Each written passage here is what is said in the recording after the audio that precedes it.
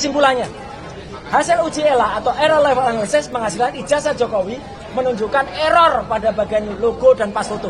Artinya pas fotonya diganti, logonya diganti, dan lain sebagainya. Hasil face comparison menghasilkan pas foto di ijazah Jokowi not match, tidak cocok dengan foto yang Jokowi sekarang.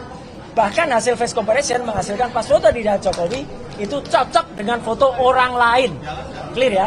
Nah, kemudian ijazah pembanding 1115 miliknya Fronojiwo, 1116 miliknya almarhum Hari Mulyono, 1117 miliknya Sri Murti Ningsih, itu identik. 3 itu identik. Tapi yang 3 identik ini tidak identik dengan ijazah 1120 milik Joko Widodo. Jadi ijazah Joko Widodo tidak identik. Clear, dan ijazah pembandingnya jelas. Kemudian palsu. Nama Dr. Insinyur Ahmad Sumitro di ucapan terima kasih itu sudah bergelar profesor. Padahal dia belum profesor pada November 85 karena pidato pengangkatannya Maret. Nah, jadi itu yang penting. Beliau dikukuhkan menjadi guru besar. Dan terakhir, tidak ada lembar pengujian yang sangat penting di skripsi itu. Tidak ada lembar pengujian. Klausul yang paling bawah ini yang paling penting. Kalau cacat, skripsinya cacat, maka itu tidak akan lulus. Dan kalau orang yang nggak lulus, nggak akan punya ijazah.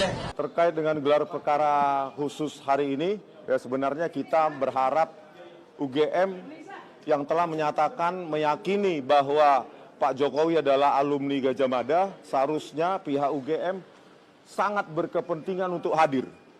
Kelihatan pihak Dirtipidum itu kalah telak. Ya, kalah telak dalam arti bahwa menunjukkan nggak usah ijazahnya Pak Jokowi dalam versi analog, versi digital pun tidak berani menunjukkan kepada kami dalam monitor. Betapa menakutkan fakta itu kepada Pak Dirtipidum, dan tadi ya kami telanjangilah habis-habisan, ya. Laboratorium forensik Bareskrim terpaksa kami telanjangi. Iya, pertama-tama Kompolnas yang datang hari ini, saya, Khairul Anam sama Pak Gufron, sama-sama komisioner Kompolnas. Mengikuti sejak awal ya sampai terakhir ya. Terakhir ini artinya sudah ada pendalaman dan sebagainya, tinggal memang narik kesimpulan walaupun masing-masing peserta gelar sudah memberikan pandangan, tinggal disusun. Lah, apa yang terjadi di dalam? Yang terjadi di dalam menurut saya pertama, mekanisme yang dilakukan menurut saya sangat baik ya, kredibel.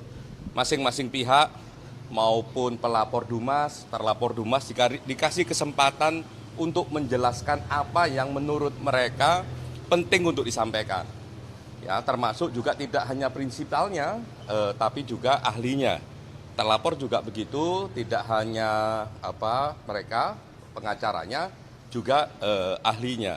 Di samping ahli dari masing-masing pihak, juga ada ahli dari Bareskrim tadi, terus juga ada dari Wasidik. Untuk menjelaskan bagaimana komposisi dan sebagainya, sehingga dari segi proses kredibel. Salah satu yang menjadi plus dari kredibilitas proses ini melibatkan kami. Jadi ada Kompolnas, ada Ombudsman, ada DPR juga, tapi tidak bentar saja, nggak sampai selesai ya. Tapi yang sampai selesai kami sama Ombudsman. Nah, bagaimana itu terjadi ya? Kami dikasih kesempatan juga untuk menanya banyak hal. Ya, banyak hal kami konfirmasi dan sebagainya. Lah, apa yang penting dalam konteks ini? Yang pertama begini, karena kami pengawas ini salah satu yang paling penting adalah bagaimana proses dan bagaimana substansi. Dari segi proses yang terjadi adalah kami cek apakah fakta-fakta yang disampaikan oleh pelapor maupun terlapor sudah dikerjakan ataukah belum oleh rekan-rekan penyidik. Tadi dijelaskan banyak hal, detail penjelasannya, titik komanya dijelaskan.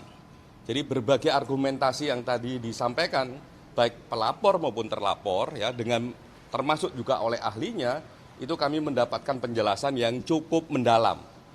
Termasuk misalnya ketika mereka mengatakan kami sudah ambil bukti ini, tolong tunjukkan buktinya. Kami sudah melakukan ini itu, mana administrasinya, ya, mana dokumentasinya dan sebagainya, sehingga itu memberikan gambaran secara utuh bagaimana sebenarnya kasus ini. Termasuk tadi ada pihak UGM ya, UGM juga kami tanya, betul enggak berbagai peristiwa itu? Betul. Yang kedua, yang nggak kalah penting adalah soal substansi ini, ya, yang ini jadi pertanyaan mendasar ya.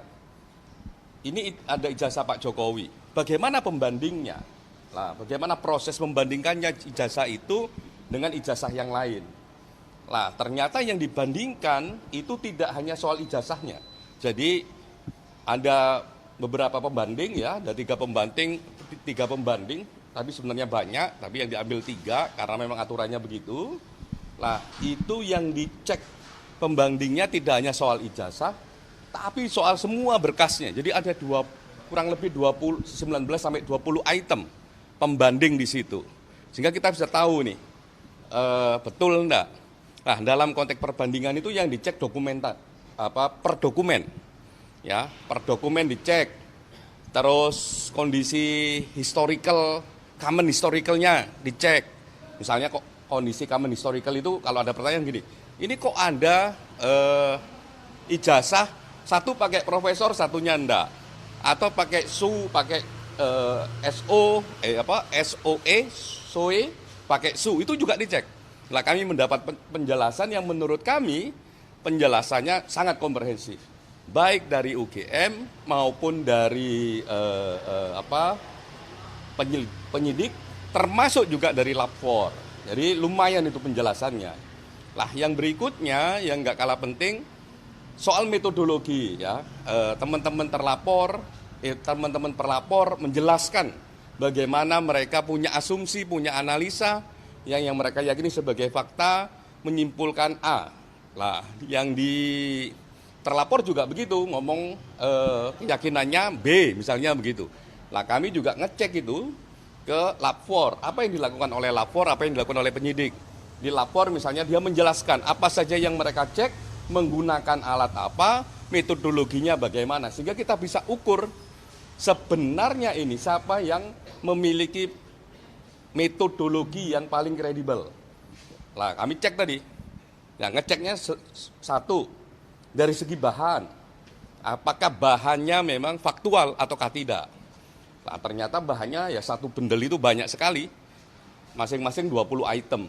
Jadi punyanya Pak Jokowi dengan pembandingnya masing-masing 19 sampai 20 item. Dicekin semua. Dengan apa yang dicek, salah satu yang paling penting adalah karakter dari kertas. Ya, karakter dari stempel dan sebagainya. Karena itu memang benda fisik ya yang mereka pegang dan sebagainya. Sehingga dalam konteks seperti itu, ya sebagai satu proses metodologi, sebagai satu proses kerja-kerja penegakan hukum, kami mendapatkan gambaran yang kredibel. Saya unggah 2 cuplikan video, satu versi Roy Suryo dan Rismond Sianipar yang sudah menggebu-gebu membuktikan dari pendekatan ilmu pengetahuan atau teknologi yang mereka kuasai, ya, itu membuktikan intinya ijazah Pak Jokowi 99% tidak identik alias palsu. Ya, kedua-duanya sepakat menunjukkan itu. Bahkan Rismond Sianipar mengatakan di dalam gelar perkara khusus kemarin itu pihak Barreskrim itu kalah telak. Tapi kalau kita dengar sebaliknya uraian dari atau pernyataan dari Khairul Anam, komisioner Kompolnas, itu berbeda banget. Kita terkesan bahwa Khairul Anam itu lebih menjadi juru bicaranya polisi gitu. Karena menurut Khairul Anam baik prosedurnya, lalu substansi masalah, lalu administrasi, semua sudah dilakukan pendekatan dengan sangat kredibel oleh polisi gitu ya. Jadi tapi Khairul Anam tidak mengurai sedikit pun, menyinggung sedikit pun bagaimana tajamnya perlawanan kontra argumen dari Roy Suryo dan Rismond Sianipar. Bahkan sekali lagi saya ulang, Rismond Sianipar mengatakan di dalam gelar perkara itu Barreskrim kalah telak. Ya, nah sekarang intinya berarti masih ada 2 argumentasi yang berbeda. Tetapi kalau saya melihat atau memperhatikan pernyataan dari komisioner Kompolnas tadi, saya akan menduga bahwa ending dari ini atau kesimpulan ini bahwa argumentasi mereka itu akan gugur, argumentasi Roy Suryo dan Rismond Sianipar akan digugurkan dan laporannya Pak Jokowi akan naik ke dalam tingkat penyidikan, artinya berarti ada tersangka, ya siap-siap saja mereka itu, Roy, Resmond, Dr. Tifa, dan lain-lain itu menjadi tersangka. Itu catatan saya dan salam merah putih.